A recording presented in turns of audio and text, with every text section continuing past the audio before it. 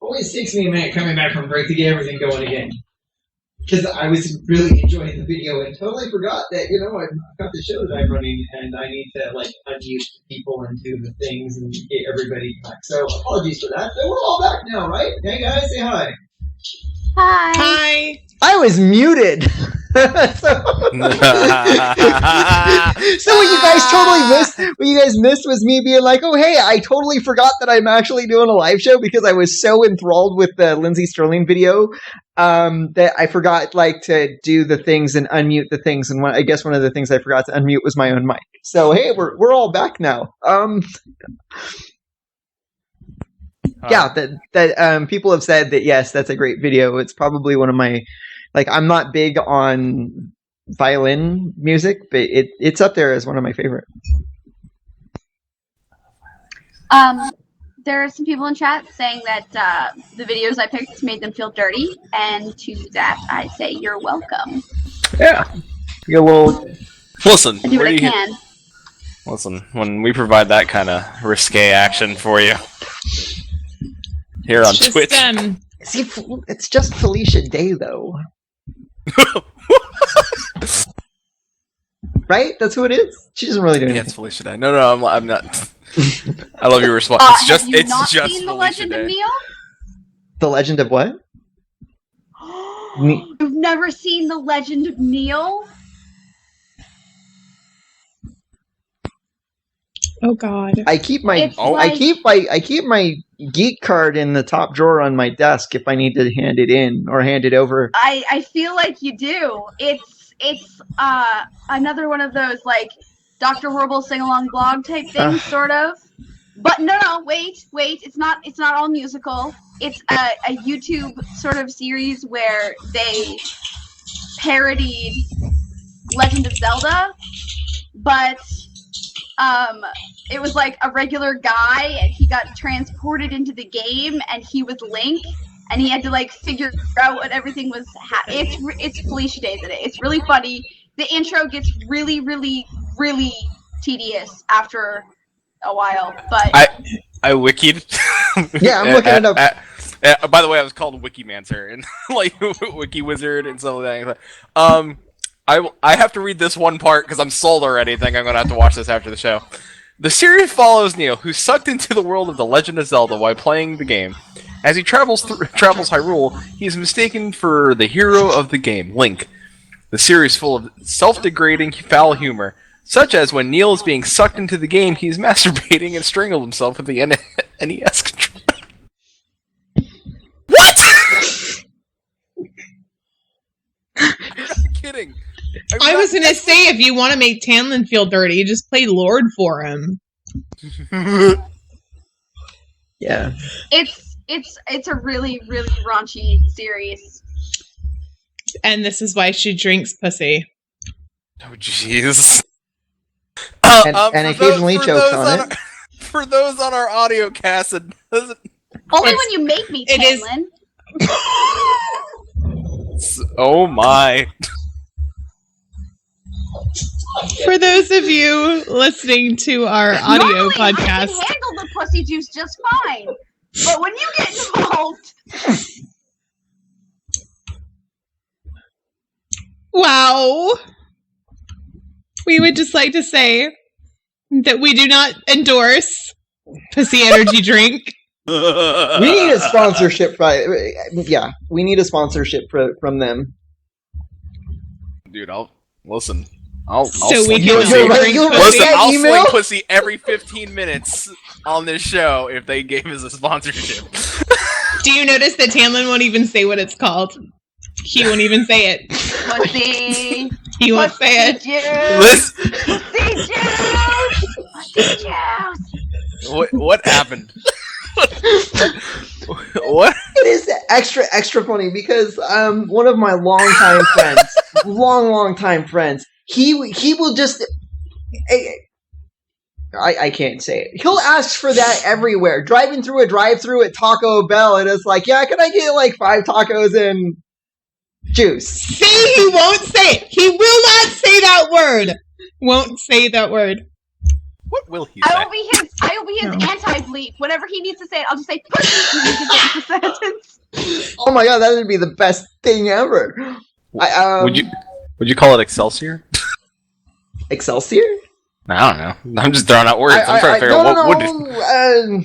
I don't know. I generally try to. I mean, I'm a former Marine. Like, my vocabulary is rich and descriptive. Seedy. But he won't use it in front of me. I can't do it. That was my favorite sentence of the night. I'm a former Marine. My vocabulary is rich and descriptive. That should be on your every description of you, Tanlin, former Marine. My vocabulary is rich and descriptive. Well, I should say I wasn't in the military.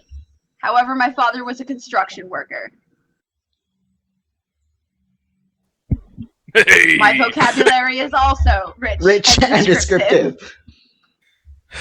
Listen, I come from a Cuban background and an Italian New York background.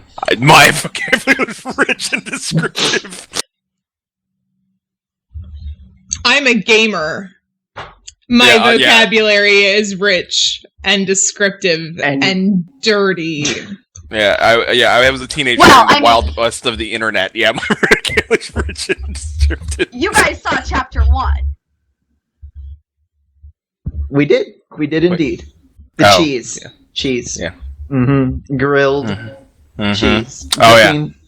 Yep. That you had that monster deep inside you. Sweet I'm pretty sure I said in my mouth. Just like pussy. Let's just clarify. Shinter in chat just said, I'm Canadian. I'm totally innocent. It's true. Have I mentioned that at SOE Live, the Canadians that we hung out with, I've been out drinking with Marines. Them Canadians, is it cultural? Is it some sort of Canadian super gene that they just don't? And a beer. And in a tree. Oh, yeah. Oh, fun fact, after the show, because I didn't really get to finish my dinner, I have poutine waiting for me, so it is delicious. What was that? It's stormy here, and that was the security gate. That was the security gate closing behind me right there. Yeah. Listen, you guys still have the coolest zombie fort. If I know, if I can get out of Florida and make my way west coast, if zombie apocalypse hit, I am coming to the Mojave Desert, somewhere where you guys are. I'm going to be there because you guys have the greatest fort ever. We finished the tents in the backyard with vaulted ceilings. Oh man, I'm coming. I will survive. I'm just saying that I don't think zombies could make it through the snow drifts around my house. I live in Florida. You have zombies there now. I've read the news. Yeah, they're already here. The snowdrifts are now up past my waist. Granted, I am very short. However, that's a lot of snow. And where they've started piling up on top of each other, it's above my head. It's not good. No, in fact, they have to get dump trucks to come remove backhoes and dump trucks to remove it so that people can see around corners and stuff. Because my car is so tiny, they missed my car too. I don't even know. It's very dangerous here for short people. It's there are zombies on rascal dangerous scooters. To go alone. Take this. Does somebody have a sword? All I have are throwing axes. Oh. Yeah. Hey, Kailas, did you ever play? Did you play any Zelda over the last week? Because you had talked about it from last week. Oh man, you just put her on the spot. I'm sorry. He knows I haven't. Oh, I don't. I'm at work. Yeah, he doesn't know what his wife does. Nope. No, I had played no Zelda. That's right. I didn't play any Final Fantasy and I wanted to. I support both these things. Not playing or playing? Okay. Mm-hmm.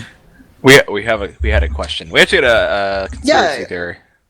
Conspiracy theory questions. What do we got? It was something with the Nori. Yeah, the Nori. This was from Snowman Wilk. Is the reason that the Nori is so strong on Norath because it is Kara Firm's prison, and if so, would any damage to the prison also affect the potency of the Nori? Now, real quick, we need Nori is the spirit. It's not. Think of the spark that makes plants, animals, and advanced forms of sentient life possible. That's the Nori on Norath. Where Vishal can create magical creatures, the Nori creates living, mortal creatures. It's not a person, it does not have a physical form, it does not speak, and those who are attuned to its essence often claim to hear its song. So it's kind of like the life force of Norath. So, and it was greatly wounded during the Ash Fang. So when that happened, it took a big ol' hit to the side. Mm-hmm. Southpaw. That's a good question. I know that Morgard is a huge fan of Babylon 5. And I think that I can look at Babylon 5 and answer this question to the best of my ability.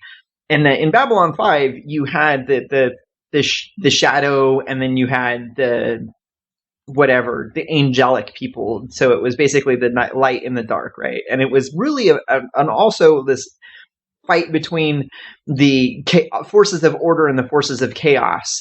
And I think that in EverQuest Next, we see some of those same sort of struggles. But Jakar in Babylon 5 had a quote that is just like there was an ant on the leaf, and the ant was walking on the leaf, and it was, if you stepped on the ant, would the ant have any idea of what was going on? And he said something along the lines of that in this universe, there are forces that are moving that are completely beyond our comprehension, just as the comprehension of us stepping on the ant. He was making that relationship, comparison. And I think that like the Norai and Carafirm are on such another level that what they do, sure, that might have had an effect on the prison, but I don't think that we'd ever really see it and manifest itself in the world, except through all of these small little, maybe there in that area, there is a concentrated power power of shadow or disorder or entropy in that area, so that things get twisted. And I think that would make the world seem a lot more interesting when you went into these areas of the world where you saw the influences of these huge, things from beyond space and time making their presence felt in small, subtle ways. Absolutely.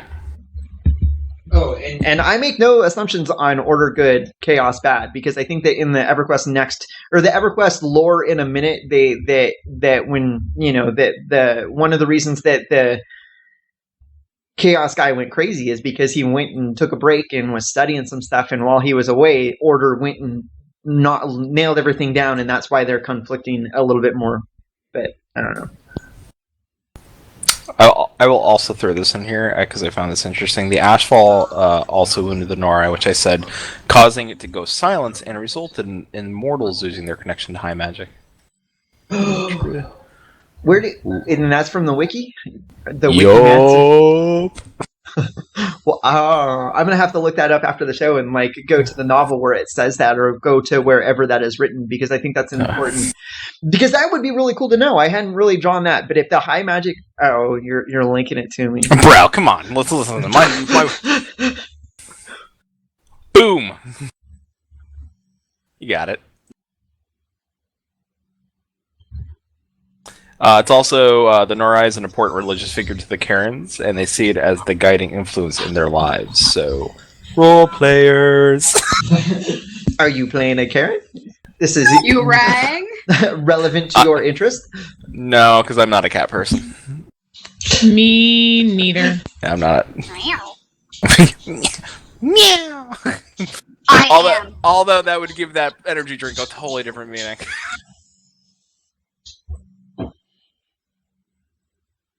Squeeze I caps. just like showing it off. I just like showing the audience my Shiny. juice. Oh, jeez. Every chance I you just get, like huh? to see Tan. I honestly, I love to see Tannen's reactions. He's like, "Oh God, she's gonna do it. She's gonna do it, isn't she? Yep, she just did it." I'm gonna go back and just listen to the audio version of the show. If it makes you feel any better, he winces when his wife says it too. Aww. I don't say it around him. Boy. I am wound up pretty tight. I can't explain it. I am wound up really tight. I can't explain it. Oh God. Talon's fists are marked for like deadly weapons, and he's got to stay calm 24 hours a day. You wouldn't like me when I'm angry. Yeah. The construction workers, when they repaired the walls after the flood, yeah, they fixed the hole too. There was a little hole in the bedroom wall where he had a really bad morning getting ready for work. Where are my cufflinks? Who wears cufflinks to work? He would if he could. What's that? I missed Nothing that. good. Cufflinks. I don't know. It's a little fancy.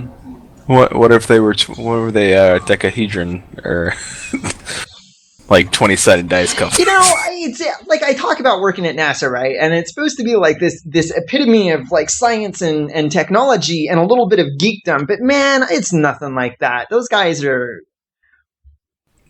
Wet rags. I don't know how to explain it, but okay, for this, like I'm the oldest person on EverCast. I'm the oldest person who's been a regular host of EverCast, and I'm probably on average 10 years younger than the people I work with. So like their connection with like geek culture and their understanding it and thinking that it's cool or neat or interesting, they're so far done with all of that. It's not like that at all. My work is, I don't know. They don't. I wish that I could get them really excited about all of the stuff that I get excited about. Like pussy juice? I don't know. There's this one Puerto Rican. He'd probably get really excited over that. I'm sorry, I can't. I don't think he gets excited over that. I mean, it just me? turns red. I don't know. See?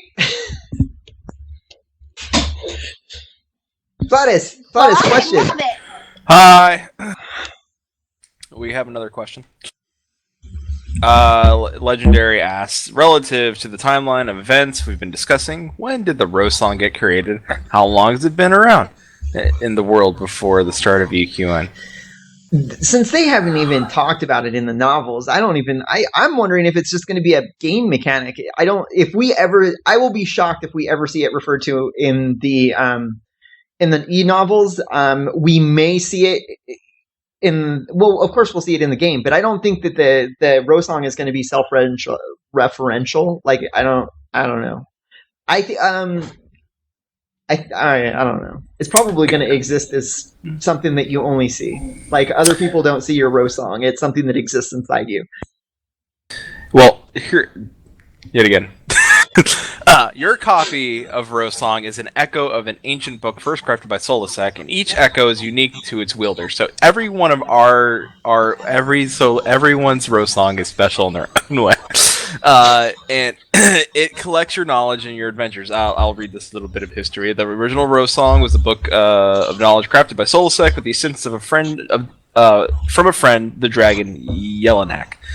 It was intended to help Solasek translate the ancient runes that hold the secrets of high magic. Solasek had discovered a potent concentration of magic called Sephir, and was seeking a way to tap this power. In many attempts, he found a way to bind himself to the Sephir. The energies unleashed also touched Rose Song, giving the book sentience. As Solasek traveled Norrath and the worlds beyond, Rosong collected knowledge and he encountered on the way. Solasek traveled a long time. There are many tales contained within. When the Seraphs departed Norrath after the War of Plague, Solasek left Rosong with Yelnak, hoping that the dragons would come to trust the young mortal races. That never happened, but Solasek also gave knowledge to the mortals, specifically the doll.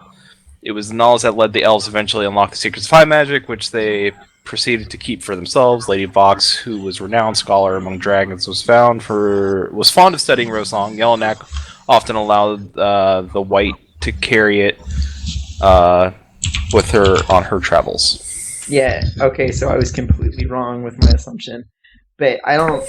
It seems really weird to me because none of the characters in the book even refer to it in any of the novels. So I'm wondering that, and now that I'm thinking about it, Morgar was asked during one of the lore panels at SOE Live, like, the characters that we play are immortal. Like, you kill us and we just come back to life. Now, we haven't talked about death penalty at all, but that's a game mechanic. The fact of the matter is that we, as our characters, are not killable by NPCs permanently, where we run into characters in the world that are, because we've run into character death in a multiple of ways, which means that the player characters are different than the non-player characters.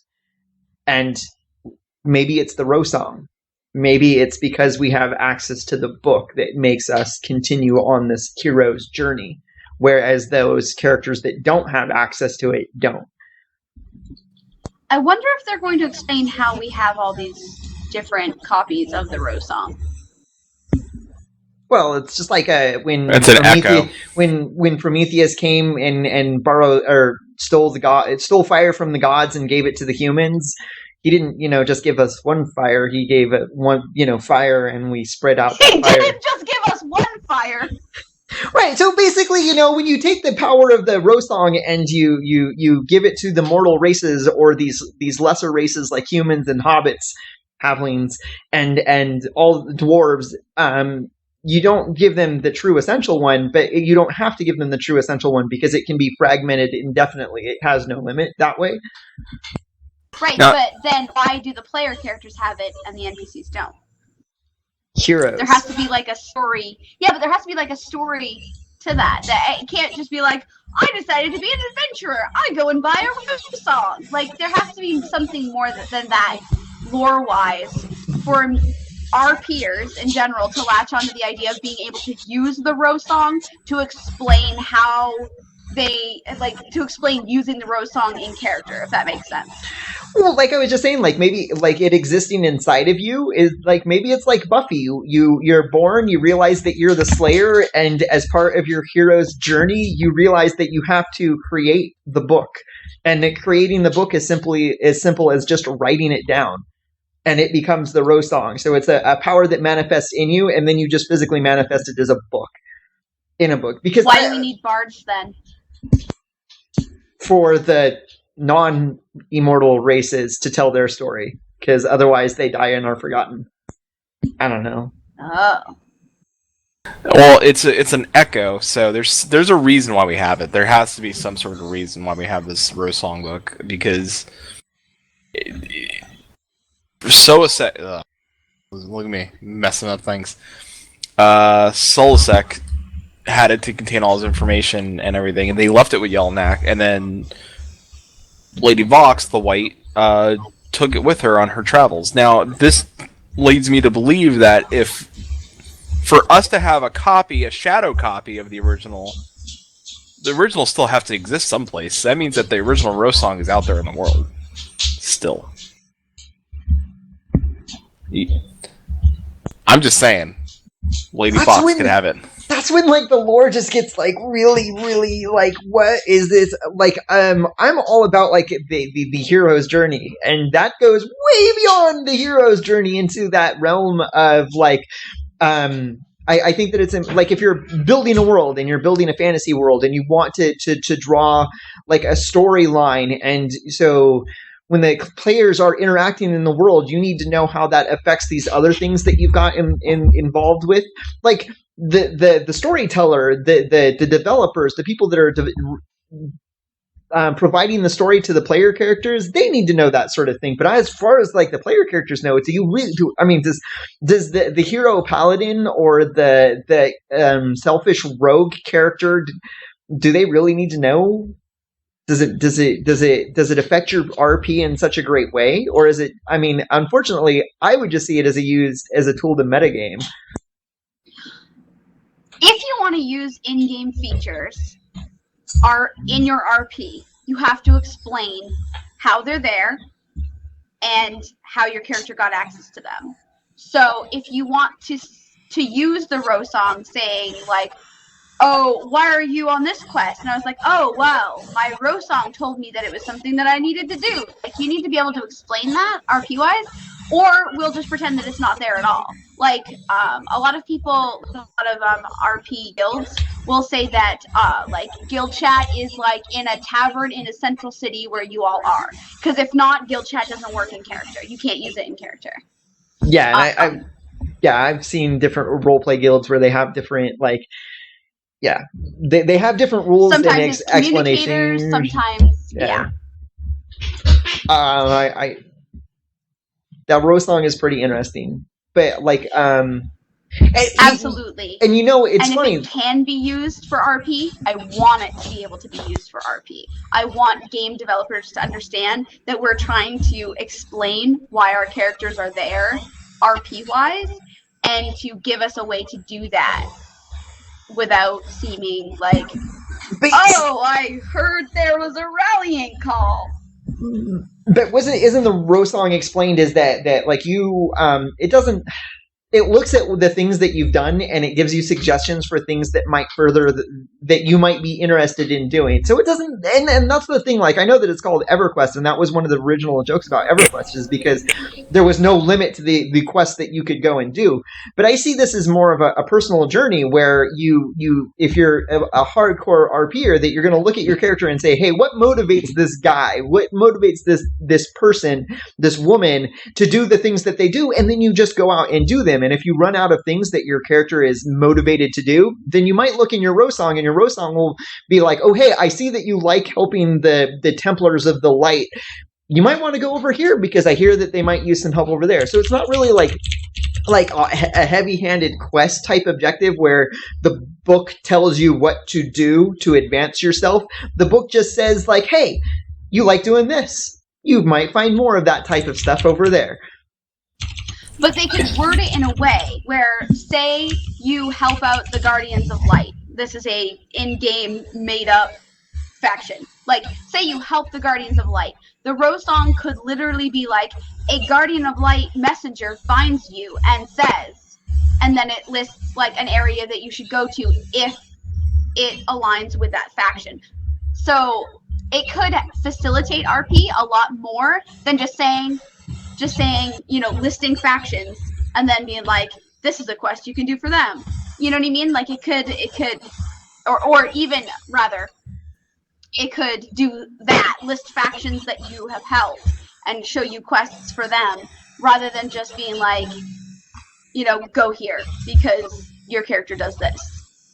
Do you see what I'm saying here? I'm not explaining myself really well. Oh yeah, I get it. It's not a director. Right, it's not your boss telling you what to do. It's more of like, I don't know, is it going to have personality? Because we know that they've mentioned that it might deceive you. Like, if you're a bad, evil person, that it might give you bad advice. Whoa, I didn't hear that. Yeah, yeah. Rosong, I was going to say that earlier. Yeah, Rosong can lie to you. Yeah. Rosong, yeah, it was one of the things, like, early on that Rosong also gave you suggestions because they were supposed to be ambiguous. It kind of recorded everything you did, and it said, like, well, you're interested in this, but Rosong can also lie to you and send you in a direction of what you might not be interested in.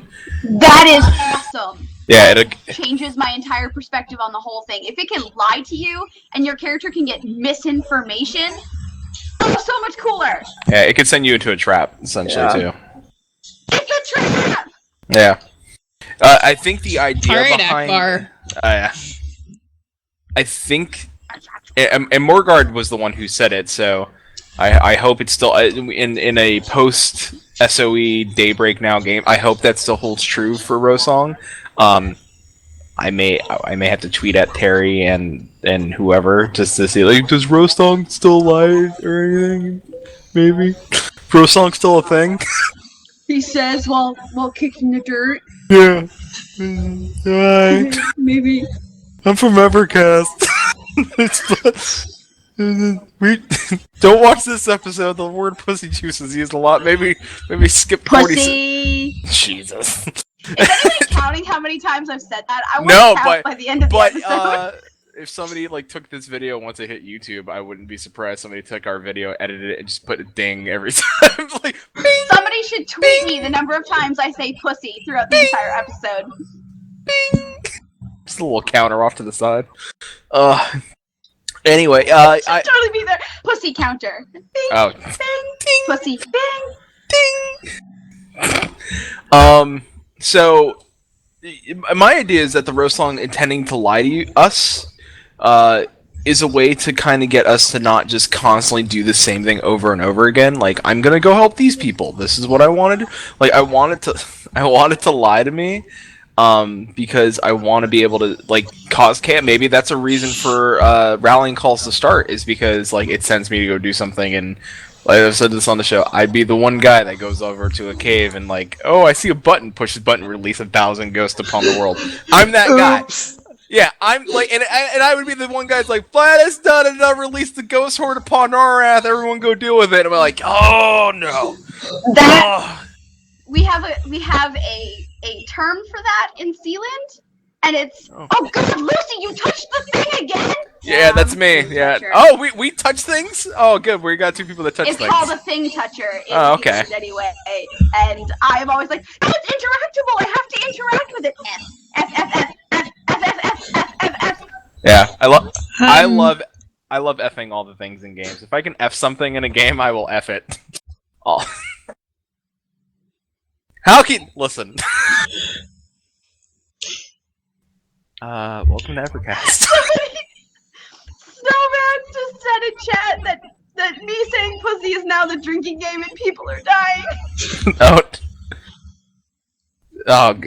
We've between bare butts and pulling a Tamlin, that And Tamlin refusing or being incapable of saying the word pussy. Refusing. So we should also have to drink when he refuses to say pussy. Oh man. And, yeah, we may need to get the official EverCast show we will drinking have game. to do an official. Oh, yeah. Listen, people in chat, if you email us evercast.show@gmail.com, send us in things that you should be on the official EverCast drinking game. Like, if you say, like, this is a thing that you guys do, like, we may not notice it, maybe chat notice it. If you think it's something we do, something we say, something like oh, Flatus has a nervous tick and he does it all, I may not notice it because I just do it all the time. Send it to us in the email and maybe we'll compile right these. now. Take a drink every time, Flatus. Yeah, leans in. Ladies. That's when I get real close into the. Yeah, I get real close. That's how I get personal with everybody. I like to get in, get a little deep, and hey, how's it going? This is gonna be like a. You realize we're gonna get like hundreds of emails. Yeah. Oh no, weird.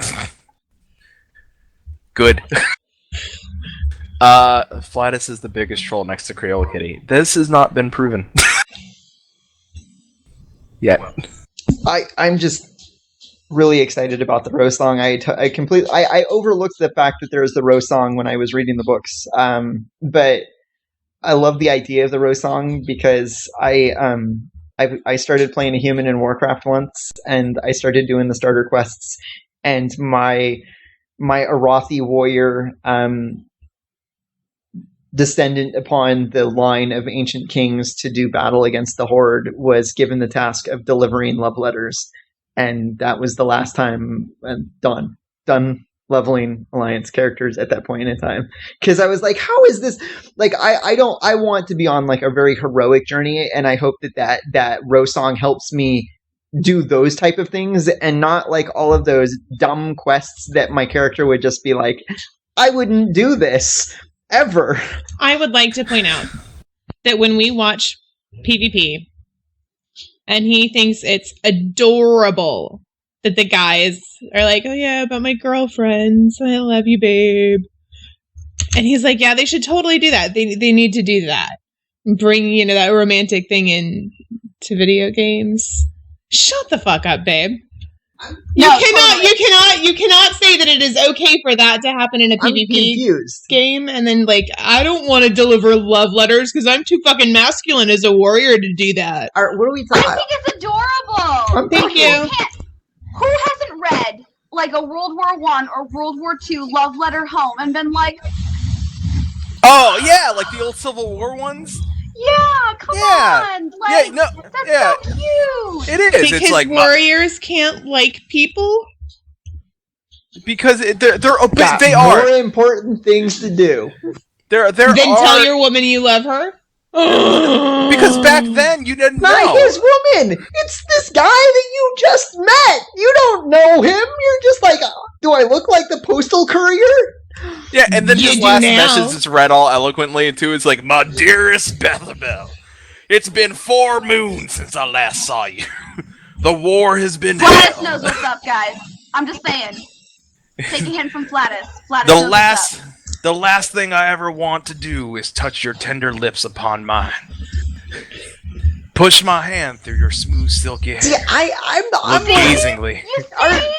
Are we talking about Are we talking about the PvP players or the quests?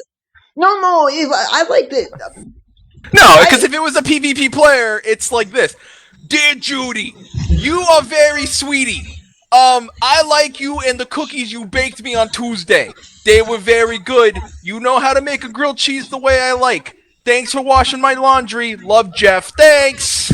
No, right, and I think that's the disconnect. Grilled I cheese. think that the whole mentality of player versus player, and they start, they stream and they want to be competitive and they feel like they're all edgy when they're get wrecked noob, that type of stuff. It's it doesn't I don't enjoy watching those type of people, and that has nothing to do with the in-game story part of it. But this is the out-of-game people part of it, and I wish that they would be a little bit more honest about hey, could you try being a human being? Could you try being a real person? Because real people don't act like that. Unless it's actually, the Civil War where that was expected and not. Or, I don't know. Yeah, no, because like I said, if it's during that time, it's I want to melt in your eyes of amber. Oh, he's Tanlin's saying be real in response to the actual PvP players and how they're dicks. I'm just going to say this. Alliance forever. Ooh. Horde for life. Horde for life. Oh, no. Things were said. No, it's fine. We're cool with it. Yeah. Here, tangent story. If Alliance didn't exist, Horde would have nobody to kick their head in. They would have nobody to beat up. I was going to give Somebody the Alliance... has to play Alliance. All right, so I have a soft spot for gnomes in general because a gnome blood mage was the first character I ever played in the game Vanguard, blah blah blah blah blah. So I've always had a soft spot for gnomes, and I was watching a Warcraft 3v3 tournament. Last night was the finals, I think it was, and I was so excited to see that they were all trash talking the gnome on the winning team because no one could beat him. And of course, the gnome was Alliance, but that's beside the point. Lucy, trying to give the Alliance a compliment. She's still acting like she doesn't hear me. No, you need both sides. Like I was saying in chat, you need both sides or no one opposes you. You have to have both sides. Well, you can't be and the thing is for the Horde is way catchier than for the Alliance or, whatever there's a comic that if you haven't read, you need to, and I don't remember what the name of it is. Oh God. Oh, what is it? Do you guys know what it is? It's the one with the orc and the troll, and he's trying the orc is trying to go through the Horde, and he's trying to role play, and oh God, come on, what is it called? You run it past me one more time? There was a comic way back Yeah. when. Yes. And there's this orc guy, and he was trying to like it was like the player playing the game, but it was the orc, like it was from the game's perspective, and he was trying to like role play through the beginning quest and through the whole thing. And was he orc or Forsaken? no, he was an orc, but And there was a troll, there was a Forsaken, and the troll the troll's player just kept getting high all the time. I don't All I remember. know is that there's this whole quest where he tries to go and get he's a hunter, and he tries to go and get his hunter pet, and every time he tries to like tame, he's like, oh, the noble pig, and like his companions kill the animal before he can tame it, and then he finally ends up with a bunny, and his name is Bunkar, warrior bunny, and he's like sitting there going muncha muncha on like this time. It's a thing. I don't remember what it's called, but it's a thing. Reminds me of did you ever watch the Blizz Blues with yo yo yo with your boy Darnell?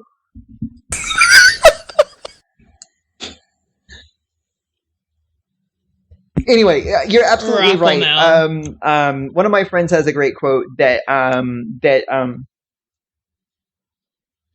conflict, that's the word I was looking for. Conflict is the basis of all story. Without conflict, you have no story. And that's, you have to have a horde and you have to have an alliance in order for there to be conflict to drive a story. And it's very interesting that in this new Norath, like EverQuest 2 had good and evil, and so you had some conflict between the starting player characters, but I guess they've kind of relaxed that a lot. It'll be very interesting to see where the new Norath, the Norath of EverQuest Next takes it, because players are not going to have that backdrop of conflict to fall back on to help drive their own personal stories a little bit. And I'm glad that you brought that up, Lucy. We're going to have to do a show on that a little bit. About that whole, like, with all because in theory, all players are coming from the Combine. Cat, thank you! Flintlock's Guide to Azeroth. That's what it's called. Flintlock, I think. And it goes through the thing with this little orc guy, and he's like trying to role play. It's a good thing. Flintlock, that's what it's called. Yep. Dagger topic. But yeah, Taylor, I agree with you. Yes, conflict. So we'll have to do a show on conflict at some point, because with all of the races, all of the player character races being Combine races that are kind of working together on a common goal, we don't have that backdrop of conflict to help drive personal stories, not the game story, because the developers will drive that with the conflict with the rest of the world. But, the conflicts that occur between different players is going to be very, very interesting to see.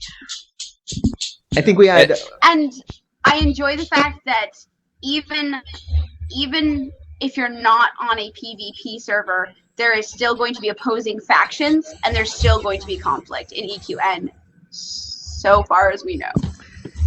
Oh, yeah. Little worried about the whole Storybricks thing. I'll just quiet.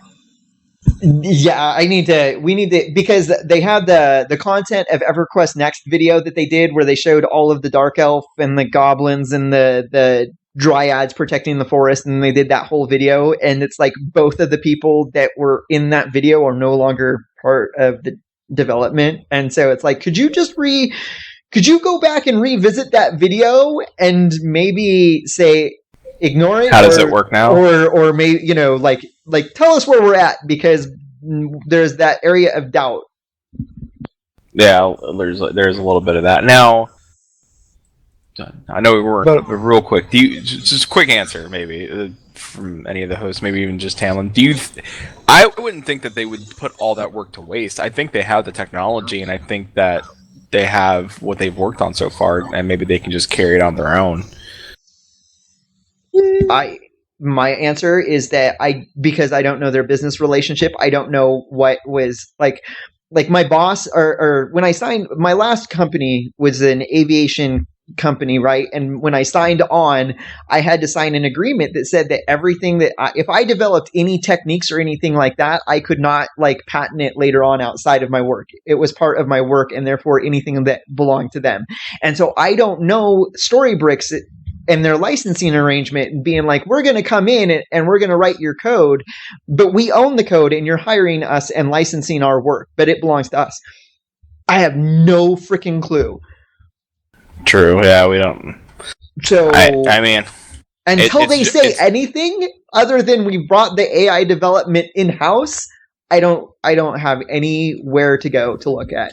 Yeah, and I want to save this for next week's show. But like stuff like Voxel Farm going into other games, Crowfall, is an interesting thing because. Shout out to Legendary Neurotoxin. He's been tweeting out about a voxel based game. My Dream. Yeah, My Dream. Yep. I think I have an idea for maybe next week's show. We'll talk after the show about that. But anyway, listen, we got 3 minutes, and in those 3 minutes, I want to do some things. First, listen, I want to point out, based on this lore that we have, and we do know there is another ebook. Both, like I said earlier in the show, Penabot had said like the next ebook, the one after this one, is especially good. Darren McPherson on the Q&A said the next ebook is really good. So whatever's happening with this next ebook, it is really good. I don't know what it is, but I want it. I want to know what it is, and I hope it's something big where we're all kind of just like, whoa, that's cool. That's what I kind of want. So thank you for joining us for this lore episode, because we get them when we can. Whenever they drop an ebook, we'll have a lore episode. We'll kind of revisit it. Second, this is a totally different Norath than what we've seen in EQ and EQ2. This is a totally different game. The gods aren't in the world.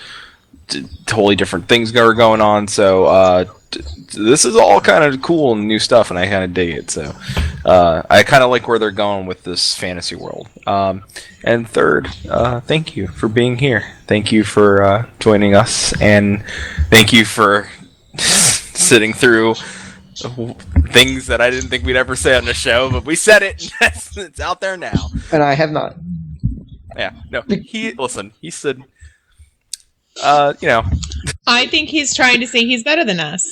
No, it's kind of funny because it's not. It's You like, think you're better than me? I can't. Klaatu Verada necktie? Oh no! My pussy juice runneth dry. Oh, I hate it when that happens. yeah. Me too. They sell stuff for that. Anyway, guys. Thank you, for allowing us to entertain us. Thank you for allowing us to entertain us. Thank you for allowing us to entertain you. If it were not for the people that follow us and listen to us, it would be kind of boring to be out here doing this. So thank you again.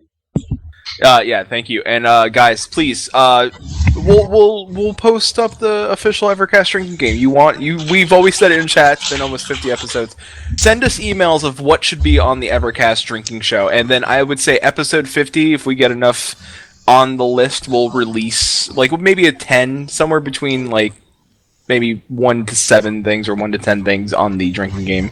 Seems like about a good drinking game thing. So maybe we can release that for our 50th episode, and if we can hit all 10, you guys will be thoroughly sloshed. I don't know. I can't make guarantees, but if we do pull them off, that'd be kind of fun. But we are 2 episodes away from 50. Send us your emails at evercast.show@gmail.com. Share, follow us on Twitch, share, follow us on YouTube. If you do audio, you can get the app on Stitcher on your phone, Android and iPhone, and I think Windows Phone, and listen to us there. That's a good way that if you missed the show, then audio, if you can't do video. And that is it, and I'm saying goodbye, and then I'll let the rest of the people say their last words and goodbyes as well. I can't say and a silent bye at once. Go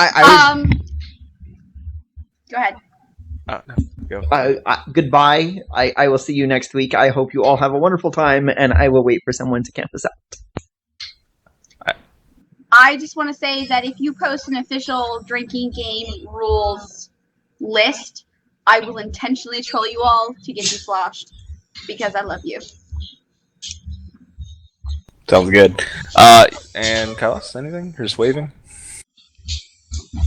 Alright. And we're out! on, everybody. Thank you for joining us for this 48th episode of EverCast. We will see you next week for episode 49. Camping in 5, 4, 3, 2, 1. Pussy. See you all next week.